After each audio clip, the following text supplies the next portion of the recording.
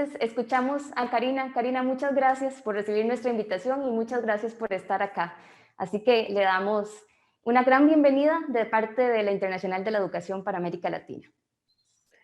Buenos días, buenas tardes, buenas noches a todas y todos. Primero quisiera agradecer la invitación que a través de la compañera Gabriela Sancho me hace tanto la Red de Trabajadoras de la Educación para América Latina como la Internacional de la Educación para América Latina. Para mí, por supuesto, es un gran honor y un gran placer poder conversar con tantas compañeras que forman parte de los procesos formativos de las nuevas generaciones. Y bueno, siempre es una oportunidad también para poder ir construyendo puentes que nos permitan transformar este mundo que en medio de la pandemia hoy nos demanda de manera urgente construir otras formas de entender la vida y de existir la vida. Entonces creo que este tipo de espacios nos da la oportunidad justamente de generar puentes y de generar también otros horizontes de sentido, otros sentidos comunes que además pueden tener un impacto muy fuerte en los procesos pedagógicos que ustedes realizan diariamente a través de las aulas. Y esto no es menor, realmente el poder trabajar con compañeras y compañeros que están en permanente comunicación, en permanente intervención, relación con las generaciones que vienen detrás de nosotras, es una gran oportunidad. Para mí, de verdad, es un honor poder estar con ustedes. Lo siguiente que quiero decirles es que estoy un poco enferma de la garganta, entonces me dan de repente accesos de tos, tendré que apagar el micrófono cuando me dé la tos, pero decirles que, bueno, espero que no suceda, pero yo me dejo guiar mucho por las señales. Y cuando escuchaba a las compañeras y al compañero que me precedió, de repente me di cuenta que en las primeras dos intervenciones, la parte de atrás, de donde está los compañeros y las compañeras y el compañero que habló, había unos mapas. Yo casi nunca utilizo PowerPoint para mis exposiciones, pero antes de iniciar la conversación pensé que a lo mejor sería bueno utilizar algunas imágenes y de repente cuando vi que al hablar estaba proyectados dos mapamundis, entendí que quizá era pertinente. Voy a intentar usarlas y les voy a decir, esto lo planteo, porque me interesa hacer un recorrido por las narrativas que se han construido a lo largo de la historia en torno al papel que tienen las diferentes civilizaciones en este mundo. La idea de dialogar con el pasado, y va a ser una primera entrada a la discusión, es que podamos identificar cómo se han construido las narrativas de la dominación y cómo muchas veces nosotras y nosotros en los currículos escolares reproducimos estas narrativas de la dominación. Dialogar con el pasado desde una mirada crítica implica disputar a estas narrativas otras narrativas que tendrían que ser narrativas de la liberación. Voy a hacer un primer planteamiento en ese sentido. Perdón, y bueno, creo que es pertinente porque lo estaba pensando mucho si valía la pena hacer ese rodeo para llegar después al tema central de esta conversación que tiene que ver con las mujeres como sujetos políticos, particularmente los aportes desde los feminismos descoloniales y en su relación, estos aportes en su relación con las epistemologías del sur. Perdón. Lo segundo es que como yo me dejo llevar por señales, también un elemento que me pareció muy interesante que planteó Fátima es el tema de los diálogos intergeneracionales y de cómo hoy en los feminismos se están dando estos diálogos intergeneracionales y creo que un punto de entrada también es pensar cómo podemos establecer los puentes para generar realmente diálogos con estas nuevas generaciones con las que ustedes como formadoras y formadores tienen permanente contacto y cómo empezar a despojarnos de estos monólogos estructurales para empezar a generar realmente diálogos, diálogos incluso descoloniales. Este es un segundo momento que intentaré trabajar a partir de un recorrido por los feminismos descoloniales. Y finalmente, mientras ustedes hablaban, llegó un mensaje a mi celular que también lo asumo como una señal, y quiero hacer esta intervención que sirva como homenaje para una compañera que desencarnó, que ha ido a otro plano, que es una compañera de origen indígena, que ha sido una gran luchadora social en México, que fue parte del Consejo Guerrerense 500 años de resistencia indígena, negra y popular, que fue parte del Consejo de la Nación Amuzga. Ella es de origen ñondá. Es una compañera cuando yo estuve en Guerrero que me acogió en los procesos de la Coordinadora Nacional de Mujeres Indígenas, organizaciones con las que yo colaboré de manera permanente hace ya varios años. Y bueno, hoy que tiene una comprensión distinta del universo porque ha logrado trascender este mundo, quiero pues también recuperar esa señal y compartirles la energía de una mujer, justo una mujer luchadora que ha tenido la capacidad hoy de estar en otro plano, pero que ha dejado muchas enseñanzas y que creo que a través de mi palabra puedo transmitir parte de esas enseñanzas, porque con ella me tocó convivir durante muchos años en mis andanzas por la montaña de Guerrero y por la Costa Chica de ese estado. Entonces, valga este homenaje a Marta Sánchez Néstor, una compañera que luchó durante mucho tiempo de su vida. Y bueno, voy a retomar los hilos de la reflexión. Yo les pediría, a lo mejor rompo un poco el formato, pero que si hay alguna duda, alguna intervención, algún comentario en medio de mi conversación, que lo pudieran hacer. Perdón. No suelo seguir mucho los formatos tipo conferencia. Me gustan más las conversaciones. Si ustedes estuvieran de acuerdo y si esto no rompe demasiado el esquema que tienen programado, pues me gustaría que pudiéramos tener una conversación más fluida. Voy a intentar en los 40 minutos que tengo de exposición hacer el abordaje en estos 3 niveles para llegar al tema central de la conferencia, pero me parece muy importante hacer el recorrido que voy a hacer, a pesar de que pueda ser un recorrido largo, me parece necesario. Entonces, permítanme un segundito. Perdón, va a estar pasando, pero es que justo tuve algunos problemas de salud y hoy se están presentando. Bueno, voy a intentar hacerlo lento. Yo normalmente hablo muy rápido, pero sé que están haciendo traducciones simultáneas. Normalmente no suelo leer textos, pero ahora que me di cuenta que la traducción simultánea se vuelve complicada cuando hay una conversación fluida, voy a intentar hacer unas breves lecturas a la vez que un proceso de explicación más coloquial, a fin de que las compañeras y compañeros que hablan otras lenguas, otros idiomas que no son el español, puedan también seguir la conversación. Y bueno, quiero decirles que cuando queremos presentar a las nuevas generaciones un campo de pensamiento nuevo, se hace necesario explicitar cómo nace, de dónde surge, qué propone y muchas veces quiénes son sus principales exponentes.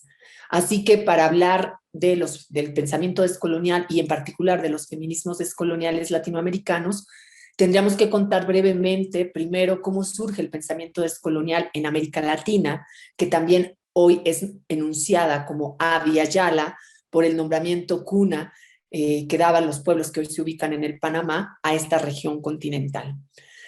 Abya Yala o América Latina o Nuestra América tiene una experiencia histórica que ha producido una reflexión que también queda impresa en la producción crítica de algunas feministas latinoamericanas. Por ello, una de las tareas que me propongo brevemente en este espacio es hacer una historia breve de cómo surge en un arco de tiempo corto de los últimos 30 años, pero también en un arco de tiempo largo, estos procesos que hoy impactan en las apuestas civilizatorias que vivimos y que con la pandemia se han ido revelando como propuestas en crisis o como órdenes civilizatorios en crisis. Me refiero particularmente al orden moderno colonial. Y, por supuesto, el mal llamado descubrimiento de América representa el inicio de esa empresa colonial y de conquista que transforma o que transformó y sigue transformando el mapa sociocultural de los pueblos que habitaron estas tierras, pero también transformó esa experiencia que se da en el siglo XVI, el mapa geopolítico mundial que se conocía hasta entonces.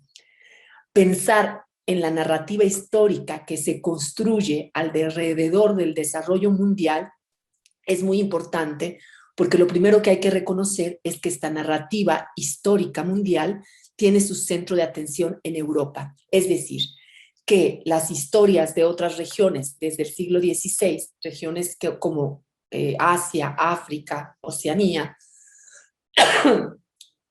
y América Latina, sus historias fueron narradas y contadas a partir de la centralidad de Europa. Es decir, cuando nos han narrado la historia de nuestros pueblos, nos la narran a través de esa superioridad y esa centralidad que ha tomado Europa. Es decir, que estas narraciones históricas dejan en un lugar de subordinación a Asia, a África, a América y a Oceanía. Sin embargo, existen diferentes tendencias de reflexión y acción que han disputado estas narrativas históricas de la dominación para encontrar un lugar no solo dentro de la historia, para que nosotras, la historia de nuestros pueblos, de nuestras regiones, encuentren un lugar no solamente en el campo de la historia, sino también en el campo de la reflexión crítica anticolonial y antiimperial. En ese sentido, disputar las apuestas narrativas históricas significa, como decía al inicio, también disputar la posibilidad de construir narrativas de la liberación que nos permitan pensar otros horizontes posibles. Esto lo voy a desarrollar más adelante, porque disputar las narrativas históricas no es nada más repensar la historia por sí misma.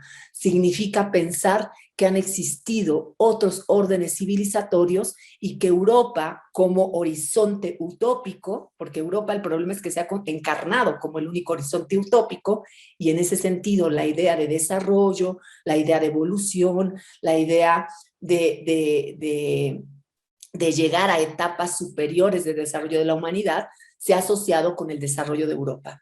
De tal suerte que todas las políticas desarrollistas que hemos tenido en América Latina siguen viendo a Europa como el modelo a seguir, cuando en realidad a lo largo de la historia ha habido múltiples órdenes civilizatorios que han desarrollado múltiples formas de desarrollo humano, de desarrollo de las sociedades, que han sido invisibilizadas para que solo quede nuestra mirada centrada en Europa. Eso lo voy a ir explicando poco a poco. ¿Qué significa esto? Esto significa que hay una mirada eurocéntrica y occidentalocéntrica que tiene implicaciones en términos políticos, en términos económicos y en términos cotidianos en nuestra vida actual. Pensar el pasado no tiene como objetivo pensar el pasado por sí mismo, sino tiene como objetivo entender ese pasado en nuestro presente. En estas apuestas reflexivas y activistas que se encuentran dentro del llamado pensamiento descolonial y en los feminismos descoloniales, vamos a encontrar justamente las posibilidades de trazar caminos de transformación social que pasan también por los caminos de la transformación epistémica. Es decir, disputar las narrativas históricas es disputar también horizontes ideológicos que se expresan en las currículas educativas y que se expresan en las aulas. Ahí voy a intentar explicar cómo muchas veces, a pesar de que nuestras luchas son luchas que pretenden construir otros mundos posibles, mucho más justos, más igualitarios, más democráticos, etcétera, le podemos poner muchos perdón, epítetos. Lo cierto es que lo hacemos sobre la base de los fundamentos de la dominación y ahí encontramos fuertes contradicciones. Es decir, apostamos por procesos de educación para la liberación, pero seguimos narrando las mismas historias y generando los mismos fundamentos de las narrativas de la dominación. Y entonces ahí es donde encontramos como cortocircuito, como chispas, ¿no? Por un lado, la pretensión de construir procesos de liberación, pero sobre la base de los fundamentos y las reglas del orden moderno colonial, que son las reglas del orden de la dominación. En este sentido, voy a ir haciendo en un primer momento una explicación de cómo surge el llamado pensamiento descolonial actual, en el denominado giro decolonial, considerando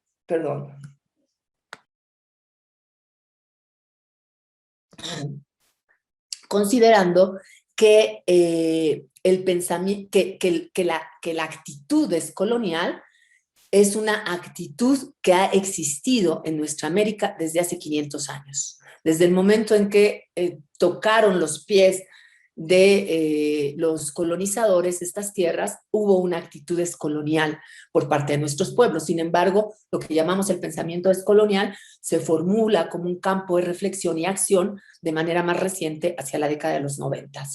Y en los 90 del siglo XX es el punto de quiebre de un antes y después en este debate que llamamos descolonial, porque no solamente en el debate, recordemos que en la década de los 90 empieza en América Latina la imposición de las políticas neoliberales y de ajuste estructural que implicaron un retraimiento de los estados nacionales. América Latina, y esto lo he sostenido desde hace mucho tiempo, ha sido un laboratorio político desde hace más de 500 años. Y ha sido un laboratorio político importante que tiene vigencia hasta nuestros días. Pero en especial en la década de los 90, en América Latina y África, se empiezan a aplicar las políticas que llamamos de ajuste estructural o neoliberales, casi 10 años antes de que se empezaran a aplicar en Europa, por ejemplo, ¿no? Y en América Latina se da en un momento paralelo a los procesos de democratización. No sé si ustedes recordarán que se empezó a hablar entre los 80s y los 90s, se empezó a hablar de los procesos de transición democrática, y al mismo tiempo que se daban las aperturas democráticas, allí donde había regímenes militares, empieza a haber procesos de democratización, y donde no los había una pretendida profundización de las democracias, al mismo tiempo se empieza a dar la implementación de las políticas neoliberales. Es decir, que los procesos de democratización garantizaban de alguna manera también la aplicación de este nuevo modelo económico que después englobaríamos en eso que llamamos neoliberalismo.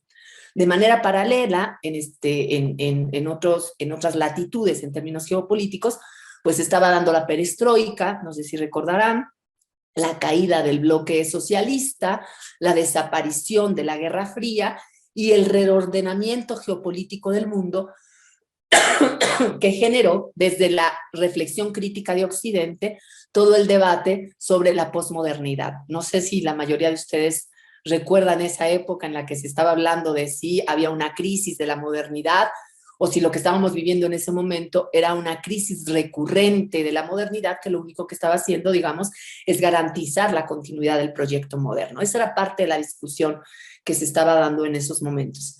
Sin embargo, en América Latina, particularmente, se estaban dando también procesos paralelos a este cambio de rumbo de los estados latinoamericanos, porque había también procesos de movilización populares, donde ciertos sujetos racializados, como es el caso de los indígenas o indios e indias, y de las poblaciones afrodescendientes o negras,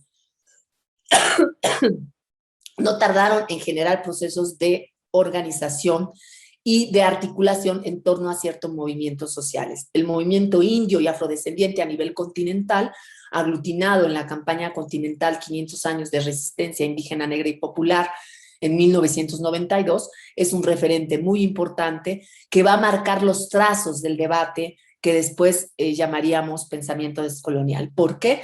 Porque en 1992 este movimiento empieza a interpelar justamente la narrativa histórica respecto al encuentro de dos mundos, ¿no? Y a los 500 años de famoso encuentro.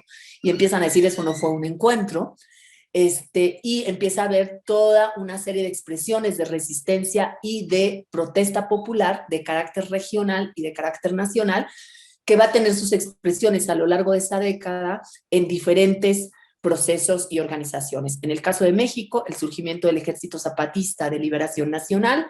En el caso del Ecuador, vamos a tener las revueltas encabezadas por la Confederación de Nacionalidades Indígenas del Ecuador, que también tuvo mucho impacto en esos años.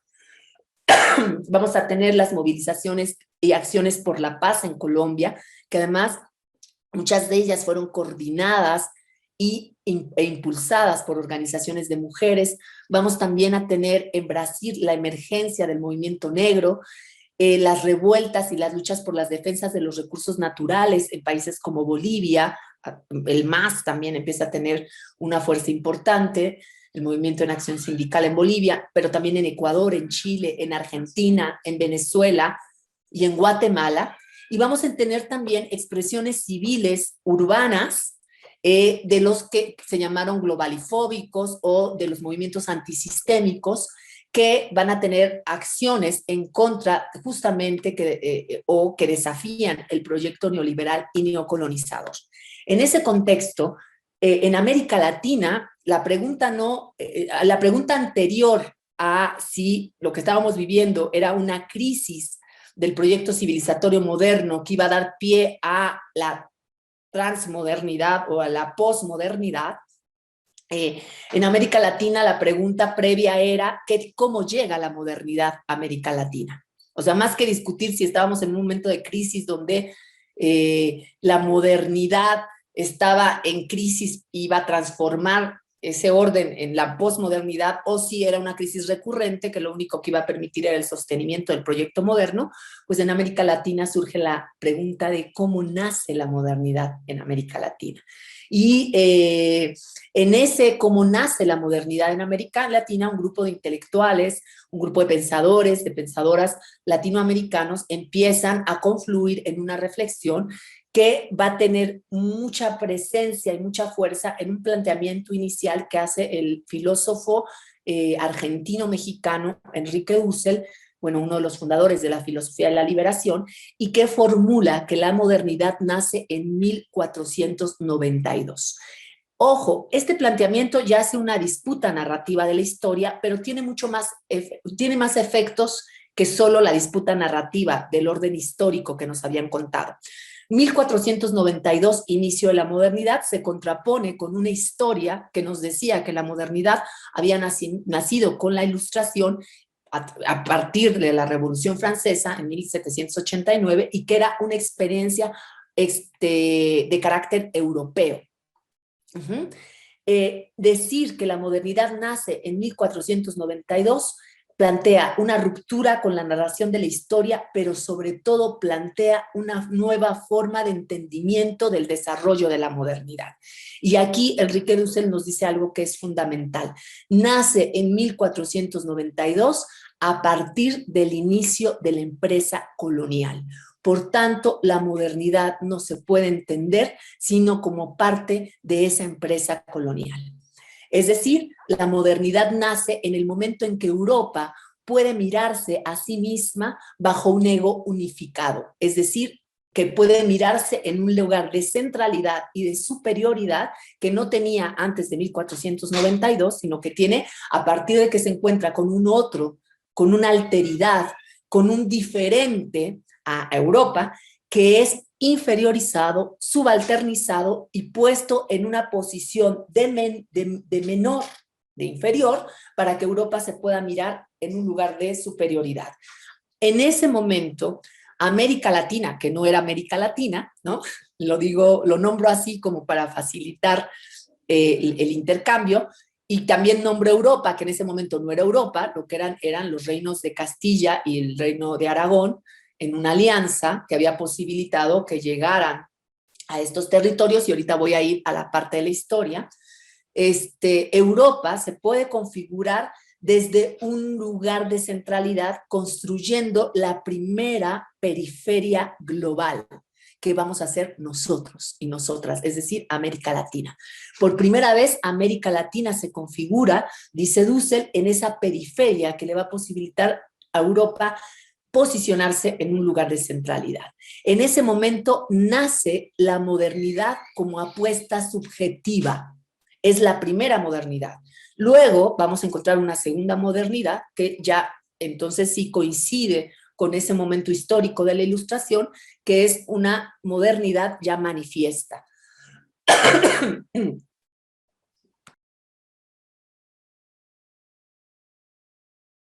Perdón, pero es que viene la reacción involuntaria de la garganta.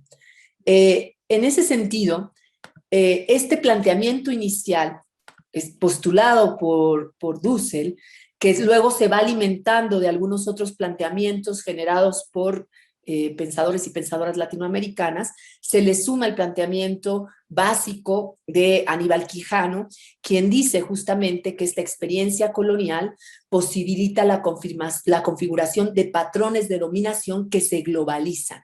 Es decir, lo que nos dice Aníbal Quijano es que el proceso de conquista y colonización empieza a generar patrones de dominación que no solo aplicaron contra las poblaciones que fueron colonizadas, sino que esos patrones de dominación se mundializan y reorganizan el sistema mundo.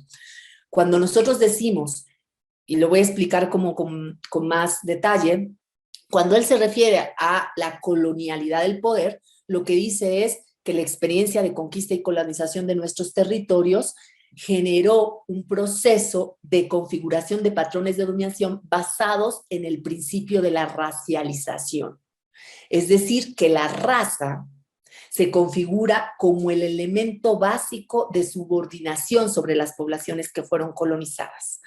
Pero la raza no solo funciona como ese mecanismo que genera patrones de dominación sobre las poblaciones colonizadas, sino que también organiza la división internacional del trabajo. La idea de centro-periferia, recordemos que Aníbal Quijano, este sociólogo peruano, forma parte también de la CEPAL y trae toda una formación asociada por un lado al marxismo, pero también por otro lado vinculada al debate que en América Latina desde la década de los 70 se genera, 60-70, con la lógica centro-periferia. Entonces él dice, la línea de racialidad no solo se imprime en las lógicas de dominación que se aplicaron contra las poblaciones colonizadas, sino que reorganiza geopolíticamente el mundo, porque organiza la división internacional del trabajo, de tal manera que el centro y la periferia también están trazados por esa línea de racialidad que es la que justifica las lógicas de dominación. La raza, entonces,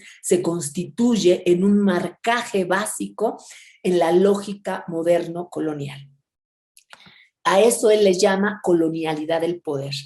Y a ese concepto se le agregan reflexiones que tienen que ver con la colonialidad del ser, porque que acuña Nelson Maldonado Torres, un filósofo afrocaribeño, que justamente formula este debate en términos de la constitución de esos sujetos otros, de esos sujetos colonizados, que van a ser configurados a través no solo de la línea de raza, y aquí las contribuciones feministas han sido muy importantes, porque la articulación entre raza y género se vuelve sustantiva para la configuración de esos sujetos coloniales.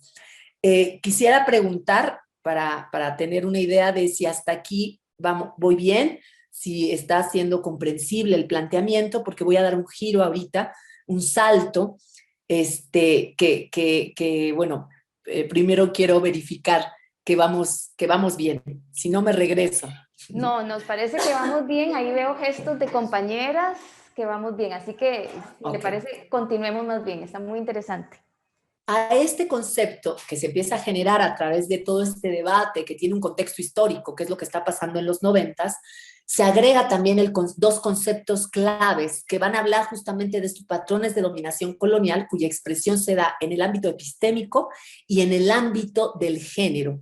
Uno es el concepto de colonialidad del saber, porque este proyecto moderno colonial que tiene estos patrones de dominación basados en esta línea de distinción, que es lo racial, en realidad también tiene efectos sobre la forma de construcción del conocimiento.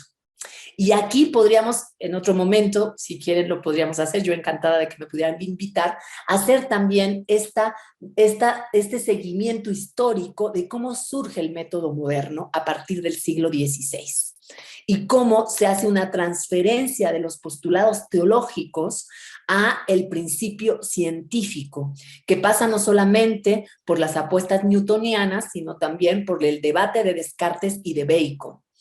No lo voy a desarrollar, pero podemos ir viendo cómo el proyecto moderno civilizatorio colonial tiene efectos en la forma como conocemos el mundo, por tanto, la forma como aprendemos el mundo. Y cuando digo aprendemos, lo digo con H y sin H. Cómo lo conocemos y cómo lo hacemos nuestro. El proceso de este proyecto epistémico civilizatorio implica un acto de poner al ser humano como el centro de todo. Por eso hay una lógica antropocéntrica. Y esa lógica antropocéntrica implica, por ejemplo, que al tener el ser humano la centralidad de la acción y la razón, la naturaleza no es concebida como un sujeto viviente. Por tanto, tiene y puede ser explotada. Bacon ya lo decía en su análisis sobre el método científico, y él decía, a la naturaleza se le tiene que torturar para sacarle su verdadera razón. El uso de la tortura, ¿no? O sea, porque no la reconozco como un ente vivo, como un ente que produce la vida, como un ente viviente que forma parte de una existencia compartida e interconectada. Empieza a haber un proceso donde el ser humano empieza a concebirse no en la interconexión con el ámbito de la vida, sino empieza a concebirse de manera individual, autónoma, y por tanto en esa individualidad y autonomía se constituye desde un yo egoico individualizante, que es el que va a dar origen ontológicamente al proyecto económico capitalista, pero también a la apuesta epistémica de la modernidad, que se va a traducir en las aspiraciones que nuestros estudiantes y nuestras estudiantes tienen o les transmiten, le transmite su entorno social en el sentido del éxito individual, ¿no? ¿Cuántas veces hemos escuchado, no lo sé, en el resto de América Latina, pero en México, por ejemplo, oír a nuestros padres, a mí me tocó, soy de una generación distinta, pero me tocó que mi padre me dijera, yo lo único que te puedo heredar es que estudies porque quiero que seas alguien en la vida. Como si los estudios, el conocimiento a través de la universidad y de la escuela me constituyeran desde mi ser. Si yo no tengo un cartón, si no tengo una licenciatura, yo no soy, yo no existo, no tengo existencia. El encumbramiento de la razón tiene implicaciones ontológicas. Mi papá me decía, yo quiero que seas alguien en la vida. Lo que yo interioricé es que si yo no estudiaba, no iba a ser. Y entonces mi capacidad de existencia, de ser, estaba anulada, a pesar de que yo había nacido. Cuando yo me empecé a preguntar, yo decía, pero si yo siempre he sido, aunque no tengo un título. O sea, mi existencia queda anulada. Tiene implicaciones en muchos sentidos que vale la pena desentrañar, pero voy a seguir avanzando. Un otro concepto clave en este pensamiento descolonial es el concepto de colonialidad de género. Y este es muy importante porque al tema de raza se le asocia el tema de género, y esto lo voy a abordar en mi última parte de la intervención, que ya creo que me queda muy poco tiempo, pero bueno, voy a intentar ser breve. Pero antes de eso, voy a hacer un recorrido así veloz por esta parte de la historia que estamos interpelando desde el debate descolonial, porque justo cuando Dussel nos plantea que la modernidad nace en 1492, entonces nos plantea también la necesidad de pensar qué es lo que pasa y cómo Europa se constituye desde un ego unificado. Lo primero que tengo que decir es que en las aulas se hace el recorrido de la historia mundial pensando cómo la historia universal o la historia mundial es la historia de Occidente, de la Europa occidental, que después de la Edad Media gesta un nuevo orden civilizatorio llamado modernidad. Y cuando acaso nos llegan a hablar de otras civilizaciones del mundo, su abordaje es a partir de la centralidad que Europa tiene desde el siglo XVI. Es decir, nos hablan del colonialismo europeo y no de las historias de las propias civilizaciones que se desarrollaron más allá de la particular experiencia europea. Así que lejos estamos de ver la historia de las civilizaciones que a lo largo del tiempo se han desarrollado en Asia, en África, en Oceanía o en América, y aunque si tuvimos suerte, quizá nos hablaron de las historias en América Latina, de las historias de las civilizaciones precolombinas, mal llamadas precolombinas, como la incaica y la azteca, pero nos hablan desde la brutalidad o desde el atraso o la particularidad de esas, no las plantean como civilizaciones. Y entonces no podemos conocer estas experiencias civilizatorias sino a través de esta centralidad. Quiero decir que lo mismo pasa cuando nos hablan de las civilizaciones antiguas, pues la centralidad que se pone en el mundo griego que además está ubicado como la cultura cuna o la cultura origen de la civilización europea, tiene la misma lógica, aunque en realidad debo decirles que el desarrollo del mundo griego no se dio en la Europa occidental, se dio fundamentalmente alrededor del mundo egeo. Y quiero compartirles aquí un mapita que nos muestra cómo el mundo griego pues no es la Europa occidental. Sin embargo, hay toda una narrativa, que es la narrativa de la dominación, que va construyendo los puentes entre los griegos y la experiencia europea, como si los europeos fueran los herederos de los griegos. Hay un siguiente mapa, si ven esta parte oscura, es la parte donde se desarrolla realmente el mundo griego antiguo. Si se dan cuenta, no se desarrolla en la parte central de Europa. Voy a dejar y voy a hacer un acercamiento con otro mapa rápidamente, en el que vamos a ver dónde, perdón, aquí creo que volví a poner el mismo, donde vamos a ver justo cómo ese desarrollo, no era el mismo, es ahí está, ¿no? Tenemos por un lado esta división de la Europa. Esto de no usar mucho los mapas me hace que me equivoque, porque en realidad no es ninguno de estos mapas el que les estoy mostrando. Ok, me quedo con este mapa.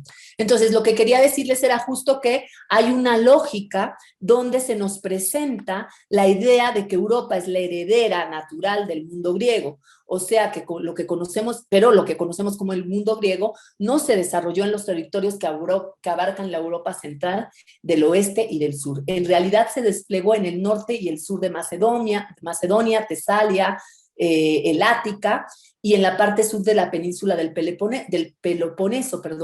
En su parte insular se ubican las islas del Mar Egeo, Creta, Rodas, Lesbos, y por supuesto en la costa mediterránea del Asia, la actual Turquía. Entonces, si observamos este mapa, podemos identificar que las distintas regiones que componen a la Europa occidental y a la Europa en general, voy a mostrar este mapa, aquí están las regiones, nos damos cuenta que el mundo griego antiguo es mucho más cercano al Asia Menor que a la Europa occidental. Así que, que cuando nos hablan de la historia universal, generalmente nos cuentan la historia de Europa construida sobre la base de un mito de origen gestado por los propios europeos, donde hay una supuesta vinculación con la historia griega, pero es una primera falsedad porque el mundo griego se desarrolla no en los terrenos de la Europa cristiana o de la cristiandad, sino, bueno, lo que hoy llamaríamos la Europa de la cristiandad o la Europa occidental, sino que se desarrolla fundamentalmente en el Asia, ¿no? Y esto es muy importante para ir entendiendo cómo se construye esta narrativa histórica de la dominación.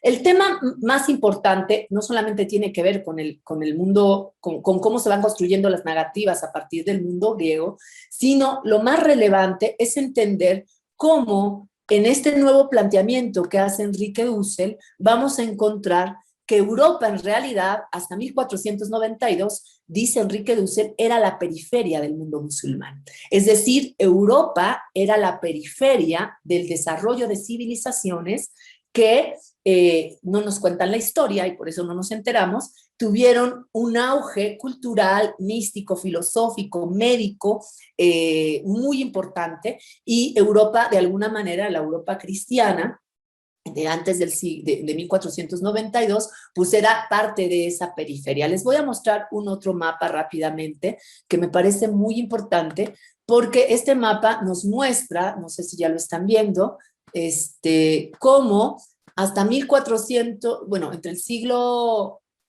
VIII y el siglo XIII, tenemos un avance muy importante de lo que llamamos el mundo musulmán, y aquí se van a dar cuenta cómo en eso que mientras Europa estaba en la Edad Media, que le llaman la Edad Oscurantista, había habido una expansión territorial, una expansión cultural y científica y mística del mundo musulmán. Entre 1700 y 1200 se llama la época de oro musulmana, que logra tener, a través de muchos procesos que no voy a explicar ahora, una expansión territorial que llega hasta el Asia, pasando por el Medio Oriente, por el norte de África, la zona del Magreb también, hasta lo que vemos como España y el sur de Francia. Esa fue la extensión que logró el mundo musulmán en todos estos siglos, y por supuesto la Europa de la cristiandad pues va a quedar efectivamente cercada, ¿no? En ese mundo donde todavía no aparecía nuestra América, pues va a quedar cercada por el mundo musulmán. ¿Qué pasa después con el mundo musulmán? Que viene la expansión de lo que llamamos el imperio mongol en el siglo XIII, y entonces el imperio mongol va a significar una retracción en buena medida del mundo musulmán. Voy a presentar otro mapita y les voy a presentar cómo hasta 1279, si ven, esta es la expansión que logra el imperio mongol. Llega hasta las puertas de Europa. Para 1300, el imperio mongol ya había llegado al este de Europa, Hungría y estas partes, y vean nuevamente, o sea, el mundo musulmán tenía toda la parte de abajo, en esa expansión, digamos, ocupada, y el mundo mongol toda la parte del Asia y de Europa del Este. Entonces, el mundo cristiano, de la cristiandad, de la Europa de la cristiandad, realmente estaba cercado por órdenes civilizatorios otros que estaban en procesos de desarrollo muy, muy importantes en muchos sentidos, y lo que dice Dussel justamente es, hasta 1492, Europa, esa Europa de la cristiandad, era la periferia de estas grandes civilizaciones, bueno, particularmente del mundo musulmán, ¿no? Que había tenido un desarrollo y un despliegue impresionante. Tendríamos que leer la filosofía musulmana, incluso en la narrativa de la genealogía de la filosofía, pasamos de los clásicos a Santo Tomás de Aquino, sin pasar por Abacenas, Ibn Arabi y todos estos místicos, filósofos y científicos musulmanes que tienen un aporte sustantivo. Y ahora voy a plantearles además cómo el desarrollo del mundo musulmán en términos, hoy llamaríamos científicos, pero en ese momento pues no se hablaba en el mismo concepto de ciencia, tiene una influencia también en el desarrollo de la Europa que logra salir del cerco. ¿Por qué? Porque en 1492, voy a quitar esto, es el momento en el que cae el último reducto musulmán en territorios de lo que hoy conocemos como España. Recuerden que justamente en 1492 cae el Reino de Granada, y es el momento en el que, según nos narran, Isabel la Católica le da sus joyas al genovés, que va a agarrar 3 carabelas y que va a agarrar el mar del Atlántico intentando llegar a Asia. La pregunta que deberíamos hacer es ¿por qué pretenden llegar a Asia? ¿No? O sea, si tuvieran esa centralidad que nos han narrado que tenían, la pregunta es ¿por qué querían llegar a Asia? En realidad en Asia era donde se desarrollaba todo el mercado de ese mundo, ¿no? O sea, estaba todo el desarrollo chino, pero también estaban los musulmanes, la expansión mongola, o sea, toda la vida, digamos, no solo económica, sino una dinámica importante se daba en el Asia. Entonces, lo que pretendían estos reinos era llegar al Asia. Y ahí, en medio de la llegada a Asia, pues se encuentran con nosotros, ¿no? Con nuestros territorios. Lo que posibilita lo que llaman el descubrimiento de América, que en realidad no es un descubrimiento, porque además ahora sabemos que hay registros de que América ya estaba mapeado por los chinos, pero se le miraba, por eso el genovés también de repente logra encontrar ahí puentes, porque en realidad se pensaba que era parte de una isla perteneciente a China, pero no me voy a meter tampoco en esos detalles históricos, ni en esos detalles de los mapas que se encontraron del siglo XVI y de siglos anteriores, que muestran que en realidad sí estaba ya registrada nuestro continente en algunos mapas chinos. Pero bueno, lo que quiero decir es que, y el planteamiento de Dussel me parece muy coherente en el sentido de decir que la conquista de América, la empresa colonial europea, es la que le posibilita configurarse a Europa por primera vez como centro, siendo la periferia del mundo musulmán, teniendo el tapón mongol del lado del este de Europa, digamos que suena muy, muy, muy convincente pensar en ese proceso. Ahora bien, cuando cae, por ejemplo, el Reino de Córdoba, se sabe que había bibliotecas impresionantes. Los filósofos místicos musulmanes tenían un diálogo permanente con Platón, Aristóteles, ya habían sido traducidos del griego al árabe, y uno de los planteamientos que están haciendo algunos hoy historiadores decoloniales del Al-Andalus y de Granada, Sevilla, justamente buscando registros históricos donde se muestra que muchos de los textos clásicos griegos llegan a través de los musulmanes a los cristianos españoles, ¿no? A estos, ahí está, nos dice Cecilia que Avicena y Averroes introdujeron el pensamiento aristotélico en España. Entonces, hoy está siendo también visibilizado toda la influencia de cómo llegan los griegos realmente a la España de la cristiandad a través de la influencia del pensamiento y del desarrollo filosófico místico del mundo musulmán. Entonces, esta narrativa de la dominación que nos cuenta una historia de una Europa que ha sido pensada como centro, como heredera del mundo griego, es una narrativa de la dominación que al desestructurarla nos permite ver cómo han sido justamente, o cómo se ha configurado justamente las lógicas de dominación que hoy se justifican porque Europa encarnó la idea de ser la utopía viviente.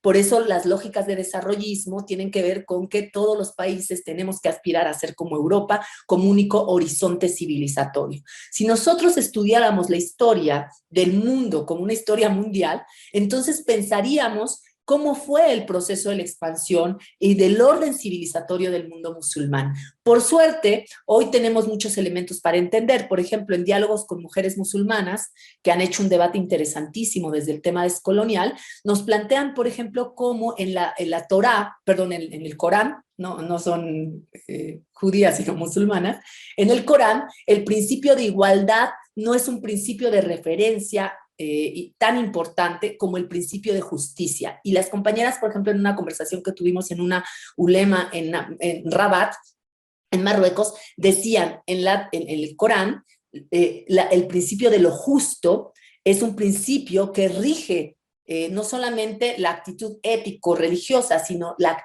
actitud política de la gente, en el sentido de que, por ejemplo, para ellas hay muchas igualdades que son injustas y muchas desigualdades que son justas.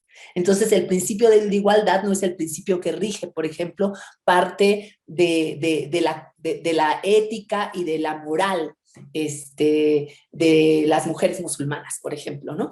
Entonces, ¿a dónde voy con toda esta reflexión? Lo que quiero decir es que en el ámbito del aula necesitamos repensar las currículas. Yo ahora solamente he planteado una primera ruptura con la narración histórica, pero tendríamos que plantear qué significa hacer esa disputa, hacer esa ruptura con esta narración histórica de la dominación y entonces formular narraciones históricas que yo les llamo de la liberación, pero que en realidad lo que creo que tendrían que pretender es posibilitar saber que hay otros horizontes de sentido, otras posibles utopías, no como algo irrealizable, sino como horizontes de sentido que guíen nuestra acción y como otras posibilidades de existencia. Es decir, cómo hacer estas rupturas, como ejemplo puse este tema de las narrativas históricas, pero cómo hacer estas rupturas que nos permitan reconfigurar nuestras currículas de cara a que los niños, las niñas, los jóvenes, las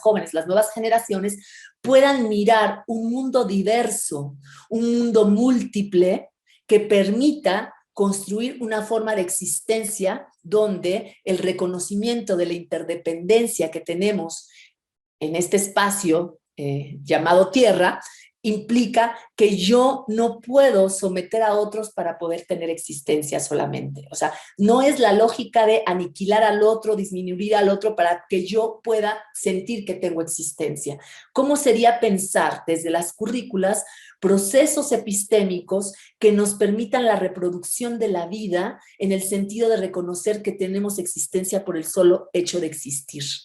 Es decir, pensar que existen otros órdenes civilizatorios que han históricamente estado y que dan horizontes de sentido otros con formas de política, con formas económicas, con formas de convivencia otras, que hoy se están expresando a través, por ejemplo, del buen vivir, ¿no? A través de muchos de las llamadas culturas africanas en donde los planteamientos, por ejemplo, de sus principios éticos políticos, que se traducen también en procesos epistémicos, significa yo soy si tú eres. O sea, no tengo que anular, aniquilar, inferiorizar a la otra edad, al otro, a la otra, para que yo sienta que existo, sino que yo puedo ser a través de la posibilidad de que tú seas. No sé si me explico. Esto significa entrar en reflexiones donde también entendamos cómo operan las lógicas del poder. Y aquí entro a un tercer momento que tiene que ver con los aportes de los feminismos descoloniales, en el sentido de cómo los feminismos descoloniales han logrado desentrañar las lógicas de poder que operan en este proyecto civilizatorio moderno colonial. Ya decía yo que el tema racial se convierte en un elemento central de esos patrones de dominación que lo que hacen es anular la alteridad, anular al otro a partir de elementos raciales. Es decir, a partir de elementos que están asociados a los marcajes de raza. Así originalmente se constituye. Las feministas descoloniales empiezan a plantear que no solamente el elemento racial es la clave que configura esa línea entre quienes pueden dominar y entre quienes son dominados. Ramón Grossfogel le llama la línea de la zona del ser y del no ser, es la línea racial. Si eres blanco, si eres varón, si eres heterosexual, etcétera, etcétera, entonces tú estás por encima de la línea del no ser. O sea, estás en la zona del ser. Pero si tú eres negro, además mujer negra, y además si eres disidente sexual, etcétera, etcétera, entonces estás en la línea del no ser. Lo que empiezan a plantear las teorías feministas, algunas pensadoras y activistas, es que no se puede separar la idea de la imbricación de opresiones, intersección de opresiones, co-constitución de opresiones. Lo que plantea es que no se puede separar el tema racial del tema de género, clase, etnia, etcétera. Y esto a mí me encantaría explicar, así como hice este rápido recorrido histórico que nos muestra justamente el contexto en el que Europa en realidad logra configurarse como o desde un ego unificado, desde un yo de superioridad. Me gustaría poder hacer también el recorrido que explique por qué las feministas plantean que género y raza co-constituyen una lógica de marcaje que va a configurar estas lógicas de dominación moderno-colonial. No me va a dar tiempo, quizá en otro momento podamos hacerlo, porque me gustaría explicitarlo, o sea, no dejarlo en la abstracción de lo que significa como la articulación clase raza y género, y por supuesto clase también, configuran estos patrones de dominación, porque en abstracto se oye bien, pero ver cómo se configura a partir de la revisión de los discursos teológicos del siglo XVI nos permitiría entender cómo se configura la noción de lo indio, cómo se configura la noción de lo negro y cómo se configura esta lógica de racialidad feminizada, porque tiene que ver con que Europa, antes de tener ese otro lejano que éramos nosotros, o que somos nosotros los indios americanos, o los amerindios y amerindias, tuvo un otro cercano al que dominó, sobre el cual ejerció dispositivos de dominación que fueron traídos también a América y que ahora ya no fueron aplicados solo a ese otro cercano, sino al otro lejano, y ese otro cercano fueron las mujeres. Entender, por ejemplo, la cacería de brujas como parte de esas lógicas de dominación de género, con una fuerte, aunque no solo quemaron mujeres, pero que tenían una fuerte lógica de género, y cómo fueron transferidos esos dispositivos, ahora ya no solo a mujeres, sino a poblaciones enteras, porque ahora el marcaje ya no era de género, sino de raza. Podemos ver cómo hay una transfiguración entre el tema de raza y género. Me encantaría expresarlo como lo hice ahorita con momentos históricos, ejemplificar cómo fueron los mecanismos que utilizaron contra ese otro cercano y luego contra ese otro lejano, pero creo que por cuestiones de tiempo ya no da mucha chance de que lo podamos hacer. Lo único que sí quiero dejar sobre la mesa es que las feministas descoloniales logran hacer estos puentes en muchos debates muy diversos, en el sentido de entender cómo esos patrones de dominación moderno-coloniales, no solo atraviesan el problema de la raza, sino también atraviesan el tema de lo que hoy llamamos género. Y más aún, hay compañeras que de la mano de pensadoras africanas como Sharon Kuyuromi o Yeguomi, perdón, y de indígenas, de mujeres indígenas del norte de América, como Gun Allen y otras compañeras más, lo que plantean, por ejemplo, María Lugones lo que plantea es que el género es una imposición colonial. Es decir, que el género como tal no existía en muchas de los órdenes civilizatorios, no porque no existiera la dominación masculina, sino porque la lógica del género binario no existía como tal, sino que fue una imposición que viene también con las lógicas de colonización. Es mucho más complejo, quizá valga para otra sesión. Yo lo que quiero dejar sobre la mesa es la necesidad de que empecemos a hacer estas rupturas. Hoy lo planteé en términos de las narrativas históricas, pero también lo podemos plantear en términos de las matemáticas, en términos del lenguaje, en términos de cómo las currículas escolares siguen reproduciendo los fundamentos del orden moderno colonial, porque aunque nosotros apostemos por lógicas de liberación, seguimos pensando en el éxito individual, seguimos pensando que la alternativa es pensarnos como sujetos y sujetas autónomos que accedan a la libertad, pensada en términos de la libertad y la autonomía que ofrece los fundamentos del mundo moderno colonial, y no pensando desde los principios, por ejemplo, de saber que somos seres interconectados. Voy a dar un ejemplo muy breve para ya no pasar solo por la historia, sino voy a pasar por el tema del lenguaje, porque quienes dan clases de español o de gramática española en las escuelas, vamos a ver cómo reproducimos las lógicas moderno-coloniales hasta en la forma como enseñamos el lenguaje. El español está constituido gramaticalmente como una oración que se conforma por sujeto, verbo y predicado. El sujeto es quien hace la acción. Bueno, a mí me lo enseñaron así. Profesoras, por favor, corríjanme si en algún momento estoy errando en el camino, pero a mí me enseñaron que el sujeto era el sujeto de la acción. El verbo era la acción que ejercía el sujeto y el predicado era el objeto de esa acción que ejerce el sujeto. De tal manera que si yo digo, el campesino labra la tierra es concebida como un objeto inanimado. Es decir, la tierra es concebida como el objeto, literalmente, sobre el cual se ejerce la acción del sujeto. En la lengua tojolabal, que es una lengua de origen mayense, la construcción gramatical no opera en ese sentido, porque hay una perspectiva intersubjetiva. Es decir, no hay un objeto, hay dos sujetos.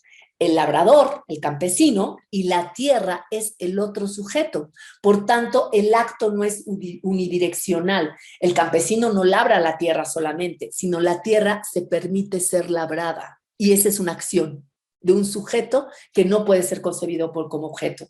Por tanto, cuando labras la tierra, tienes que pedirle permiso a la tierra, porque no la entiendes como un objeto. Y esto tiene que ver con marxismo y con el tema de la fetichización que genera el orden capitalista, que se expresa en la forma como se organiza la gramática española, que ratifica ese orden, que va a ser también un orden capitalista, en el sentido de objetivizar, volver objeto todo lo que está externo a mí.